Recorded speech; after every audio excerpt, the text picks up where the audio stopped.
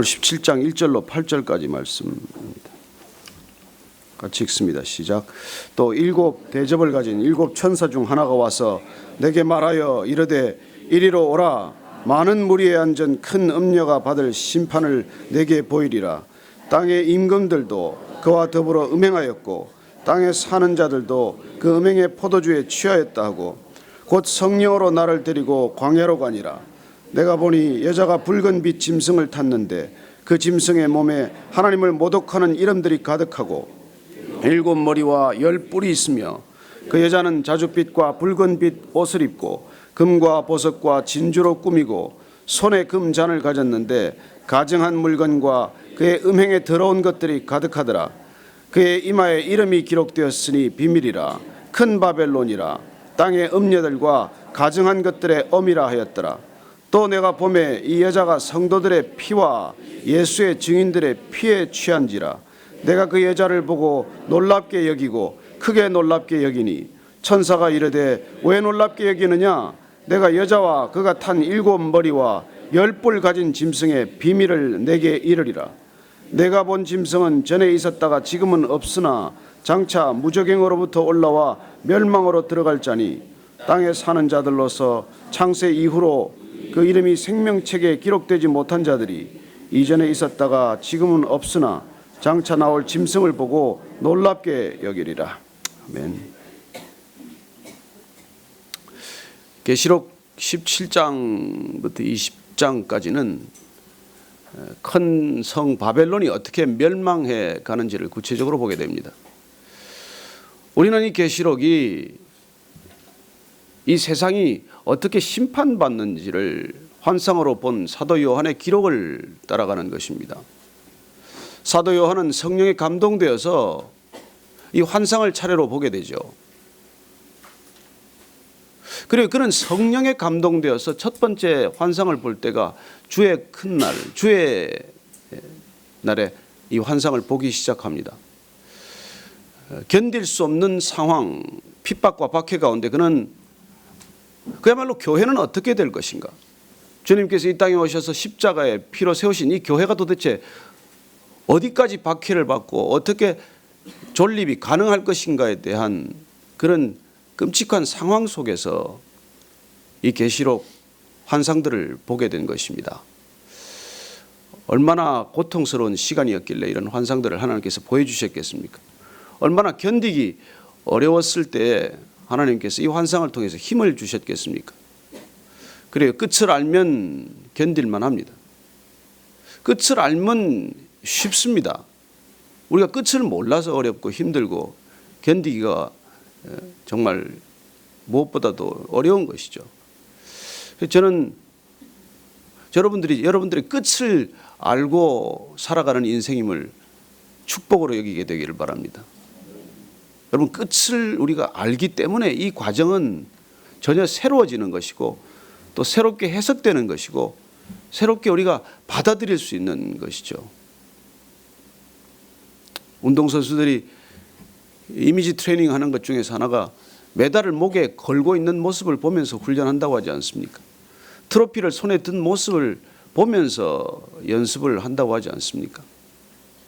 그리고 마지막에 승리의 모습, 월계관을 머리에 쓴 모습, 세마포를 입은 모습, 흰옷을 입은 모습, 그 거룩한 모습을 보면서 이 음란하고 타락한 세상을 살아갈 때 우리가 어떻게 이 세상 기준대로 살겠습니까?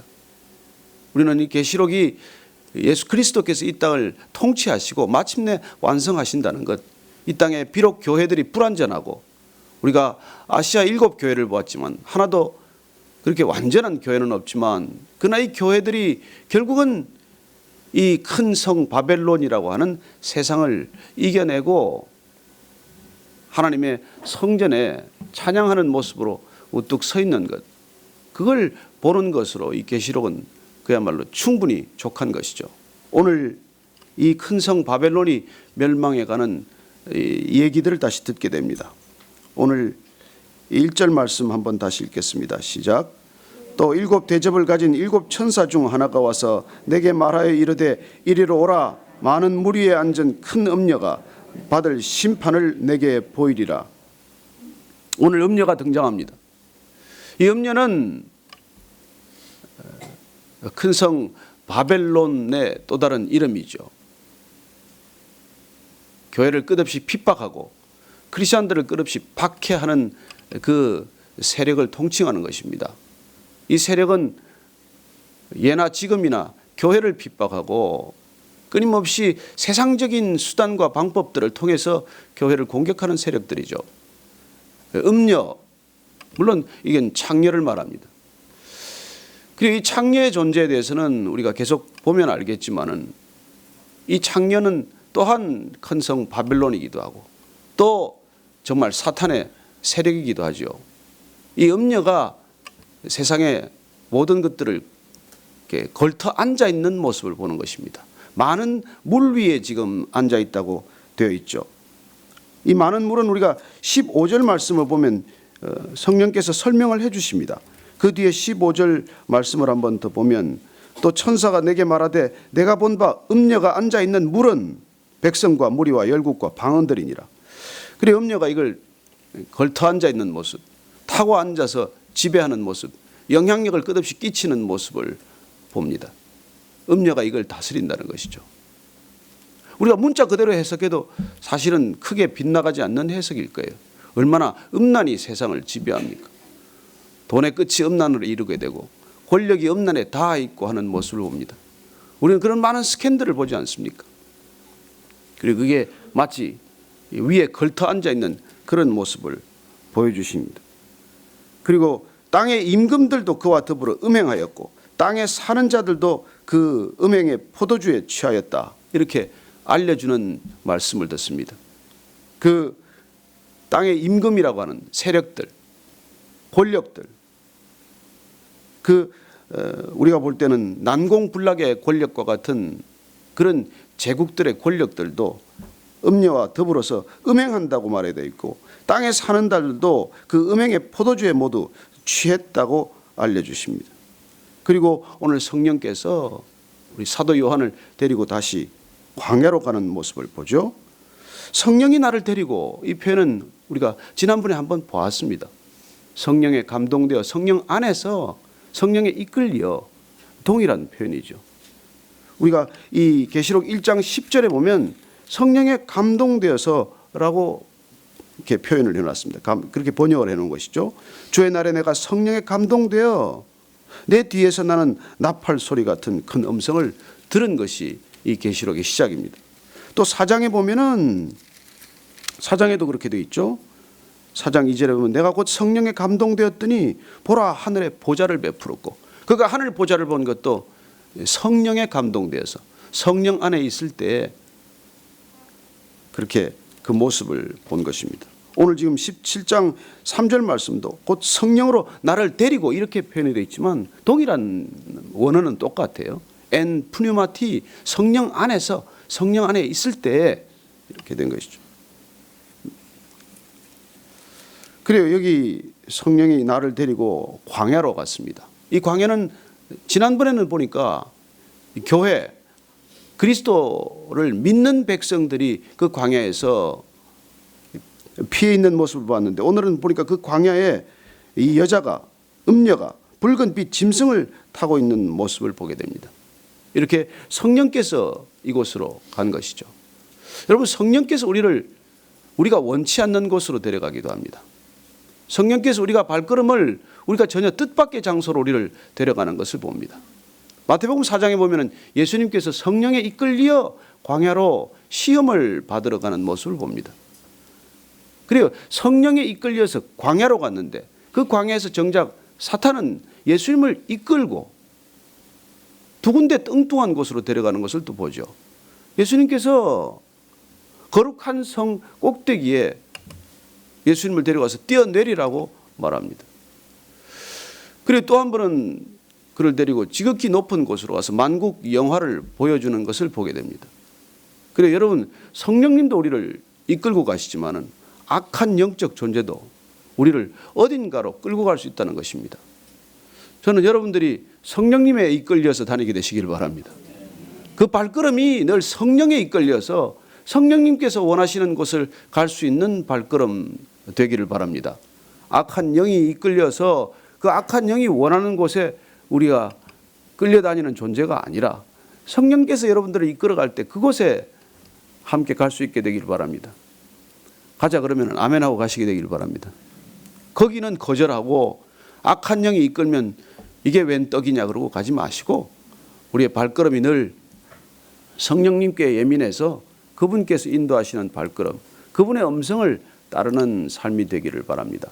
어떻게 식별이 될까요? 여러분 성경 꾸준히 읽으시면 식별됩니다. 말씀에 늘 여러분들이 묵상하고 있으면 저는 여러분들이 성령에 이끌린 삶이 될 것을 믿습니다. 여러분들이 그 말씀에 인도되어 가는 삶은 반석 위의 삶입니다.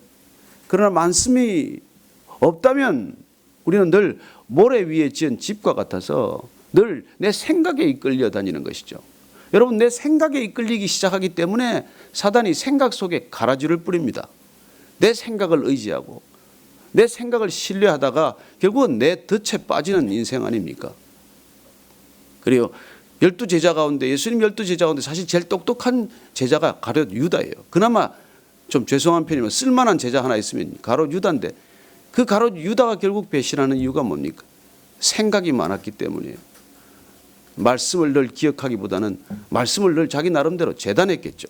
나름대로 늘 말씀을 자기가 분석했겠죠. 그리고 이건 옳고 이건 그러다고 말했겠죠. 그러다가 어느 날 그 생각의 가라지에 덜컥 걸린 것입니다.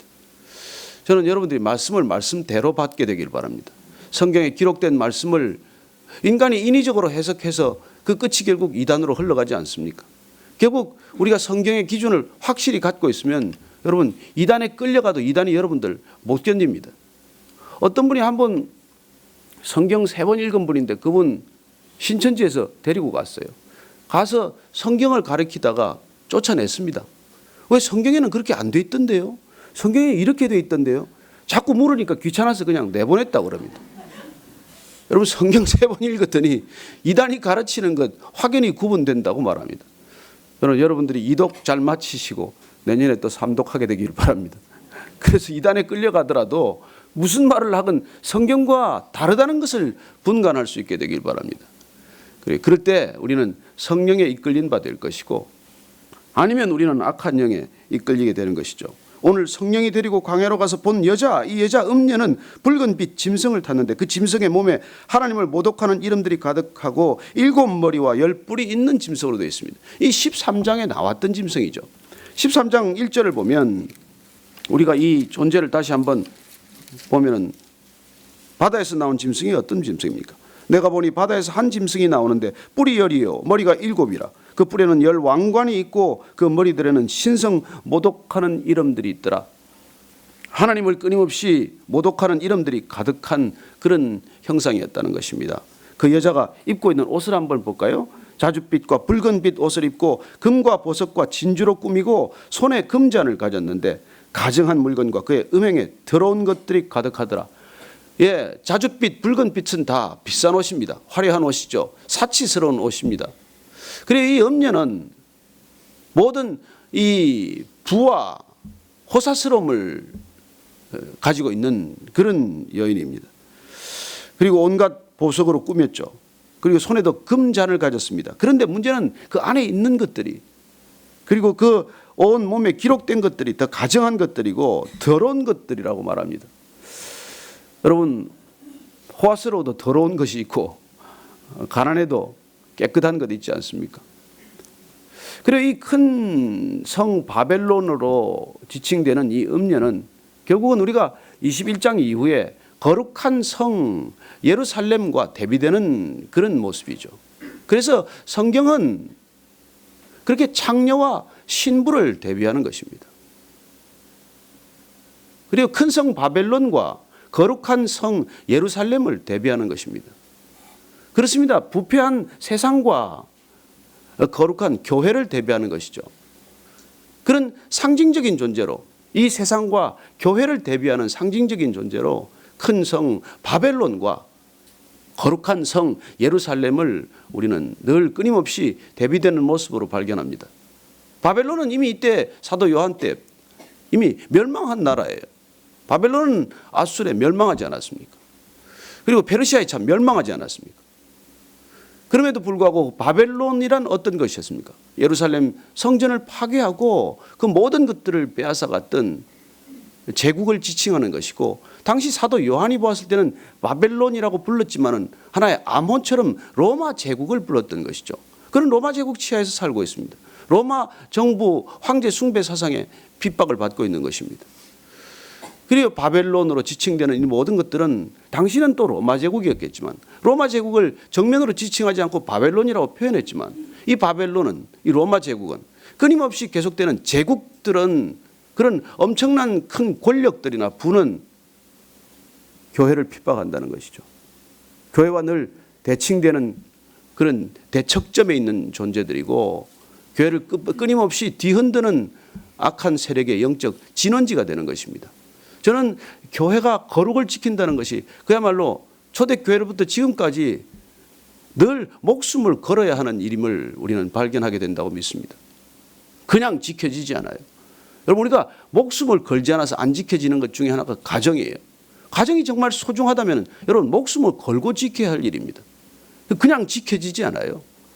여러분, 아가스를 보면 거기 담을 허무는 악한 영적 존재들이 늘 들락날락하지 않습니까? 그래, 우리가 어떤 소중한 것들도 그냥 지켜지지 않습니다. 그래, 우리가 가정을 그렇게 소중하게 여긴다면 가정에 목숨을 걸어야 하는 일이고, 교회가 예수님께서 생명으로 그분의 피로 값산 교회라면, 그렇게 값을 주고 산 교회라면 우리가 마땅히 우리의 생명을 대가로 지불할 수 있는 그런 결단이 있어야 되는 것이죠. 안 지켜집니다. 여러분, 어떻게 악한 세력들과 우리가 그게 그냥 흡수리 지켜지겠습니까? 그래서 이 이마에 기록된 것을 한번 보십시오. 그 이마에 이름이 또 기록되어 있는데, 비밀이라, 큰 바벨론이라, 땅의 엄녀들과 가정한 것들의 엄이라 하였더라. 이마에 붙어있는 이름이 이런 이름들이 기록이 되어 있다는 것이죠. 또 내가 보면 이 여자가 성도들의 피와 예수의 증인들의 피에 취한지라. 내가 그 여자를 보고 놀랍게 여기고 크게 놀랍게 여겼다. 그리고 이 음란한 여인, 이 바벨론, 이 권력, 그렇죠. 늘 영적 세력은 돈과 권력을 수단으로 삼습니다. 그리고 그 당시에 그 길드라는 조합을 통해서 황제를 숭배하지 않는 사람들, 우상에 절하지 않는 사람들, 황제 신상에 절하지 않는 사람들은 먹고 살 길 없게 만들어버리는 것이죠. 제가 아프가니스탄 전쟁 끝나고 나서 같이 우리 한 목사님 모시고 들어갈 때 파키스탄을 거쳐갔는데, 파키스탄의 가장 가난한 마을이 크리스찬들 마을이에요. 그리고 그 땅에서는 크리스찬이 되는 순간 모든 경제 시스템으로부터 그냥 아예 축출되는 것입니다. 공동체로부터 완전히 쫓겨나는 것입니다. 힌두교회도 마찬가지예요. 크리스찬이 된다는 것 정체성을 드러내는 순간 이제 공동체로부터 완전히 그야말로 축출당하는 것이기 때문에 그날로부터 먹고 사는 게 어려워져요. 가서 학교를 보는데 정말 그 끔찍한 환경에서 아이들이 공부를 하는 것을 보았습니다. 기독교인이 된다는 것 자체가 그런 핍박을 받고 있는 것이 여전히 지금 무슬림권이고 힌두권입니다. 예수님을 구주로 고백했다는 이유 하나만으로도 그런 핍박을 받는 것이 오늘날 지금 이 21세기 현실이라면 과거 당시에 어땠겠습니까? 그렇게 끔찍한 핍박을 받은 것이죠. 그런데 이 여자가 지금 취한 것이 바로 크리스찬들의 피, 예수님의 그 증인들의 피로 취해 있다고 말합니다. 그런 시대를 사도 요한이 살고 있는 것입니다. 그런 시대를 오늘도 살고 있는 사람들이 있다는 것입니다. 북한에 얼마나 많은 지하교회들이 핍박을 받았습니까? 그리고 숨죽여 기도하는 그들, 찬양 한 번 변변히 부르지 못하는 그들, 완전한 성경 한 권 제대로 없어서 쪽복음, 그냥 마태복음 한 장, 무슨 뭐 누가복음 한 장 가지고 신앙생활을 할 수밖에 없는 그 땅의 백성들. 그러다가 어느 날 밀고가 들어가면 그냥 한순간에 그 교회마저 파괴되고 마는 그런 현실 속에 우리가 살고 있다는 것이죠. 그래, 그 음녀는 결국 어떻게 될 것인지 나중에 우리가 이게 17장 이후로 보면은 알게 되겠지만은 오늘 8절 말씀 한번 보고 마치십시다. 시작. 내가 본 짐승은 전에 있었다가 지금은 없으나 장차 무저경으로부터 올라와 멸망으로 들어갈 자니 땅에 사는 자들로서 창세 이후로 그 이름이 생명책에 기록되지 못한 자들이 이전에 있었다가 지금은 없으나 장차 나올 짐승을 보고 놀랍게 여기리라. 지금 보고 있는 그 짐승은 있었다가 또 없어졌다가 다시 나타났다가 합니다. 그래서 엄녀가 타고 있는 이 짐승, 엄녀가 정말 어떻게 보면 동역자죠. 이 짐승은 형태가 바뀔 수도 있고 또 다른 모습으로 변할 수도 있고 잠시 사라지는 듯 했다가 또 그 모습을 드러내는 존재입니다. 끊임없이 권력은 사라졌다가 다시 또 드러내겠죠. 끊임없이 돈도 형태를 바꿔가면서 이 세상을 지배할 것입니다. 그리고 그 목적은 무엇입니까? 저는 돈과 권력이라는 것이 마치 당근과 채찍과 같은 것이어서 어떻게 보면 교회를 뒤흔드는 가장 유효적절한 수단이라고 그들은 믿고 그야말로 끊임없이 교회를 그 두 가지로 흔들어댈 것입니다. 때로는 당근이나 엿이나 돈이라고 하는 걸로 유혹할 것이고, 그리고 때로는 권력이라든지 폭력이라든지 억압이라든지 이런 강권적인 수단으로 교회를 핍박하겠죠. 그리고 그 방법은 예나 지금이나 동일합니다.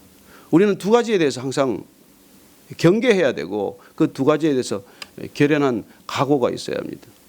여러분, 돈 좋으시죠? 하나님보다는 좋아하지 마십시오. 권력 두렵지요? 하나님보다 두려워하지 마십시오. 믿는다는 것, 신앙의 자리를 지킨다는 것은 사실 보면 돈과 권력으로부터 자유해지는 길입니다. 저는 여러분들이 이 세상을 살면서 정말 하나님께만 붙들려서 그 두 가지로부터 진정 자유해지는 삶이 되기를 바랍니다. 오늘 기도하실 때 하나님, 다시 한번 제 자신 하나님께 붙들어 매기를 원합니다. 돈과 권력이 없이는 살아갈 수 없는 세상이지만 묶이지 않게 하시고 자유롭게 하시고 진정 하나님 한 분께만 내 모든 소망을 두는 인생 되게 하여 주옵소서. 함께 기도하겠습니다. 하나님 아버지, 주님께서 우리를 붙드실 때 하나님 부족함이 없게 부르셨습니다. 그러나 이 세상은 부족하다고 우리를 속삭입니다. 하나님, 항상 부족하다는 느낌, 항상 모자란다는 느낌, 조금만 더 있었으면 좋겠다는 느낌, 그 느낌으로부터 자유해 주십시오. 자유하게 해 주십시오. 하나님, 우리를 뒤흔들어 다니는 세력들이 있습니다. 우리를 끊임없이 갈증으로 불러가는 세력이 있습니다. 끊임없이 우리를 목마르게 합니다. 끊임없이 우리를 두렵게 합니다. 내일이 두렵게 하고 미래가 두렵게 하고 영혼이 두렵게 하고, 하나님 그렇게 두렵게 하는 세력으로부터 자유하게 해 주옵소서. 하나님, 이 땅의 모든 것들, 음녀가 타고 있는 돈과 권력, 음녀가 타고 있는 정치와 경제, 하나님 이것들로부터 자유하는 저희들이 되게 하여 주옵소서. 하나님 한 번 바라보며 영원한 하나님의 나라를 사모하며 끝까지 주님께 충성하는 붙들린 백성 되게 하여 주옵소서. 하나님, 우리를 늘 두렵게 하고 우리를 늘 유혹하는 세력들로부터 주님 날마다 우리를 지켜주셔서 감사합니다. 성령을 기름 붓듯 물 붓듯 부으셔서 성령에 이끌림 받아 성령 안에서 그 모든 것들 담대히 맞서고 이겨내게 하여 주옵소서. 돈으로 회유하고 권력으로 억압할지라도 하나님 그 유혹과 핍박에 굴복하지 않는 저희들의 굳건한 믿음 되게 하여 주옵소서. 이제는 십자가에서 그 모든 것 이겨내신, 그리고 완전한 승리를 선포하신 우리 구주 예수 그리스도의 은혜와 십자가를 통과할 때만이 비로소 그 온전한 승리 가운데로 들어올 수 있도록 우리를 초청하시는 하나님 아버지의 무한하신 사랑과 날마다 그 승리를 바라보며 그 승리의 월계관을 사모하도록 우리를 권면하시는 성령님의 인도하심과 교제케 하심이 이 아침에 다시 한번 음녀가 돈과 권력, 정치와 경제, 그 모든 눈에 보이는 것들로 우리를 회유하고 억압하는 이 세상 가운데서도 진정 하나님 한 분만을 소망하며 그 소망 가운데로 날마다 걸어가기를 결단한 이 자리에 고개 숙인 모든 믿음의 사람들 위해, 성령의 사람들 위해 지금부터 영원까지 함께 하시기를 축원하옵나이다. 아멘.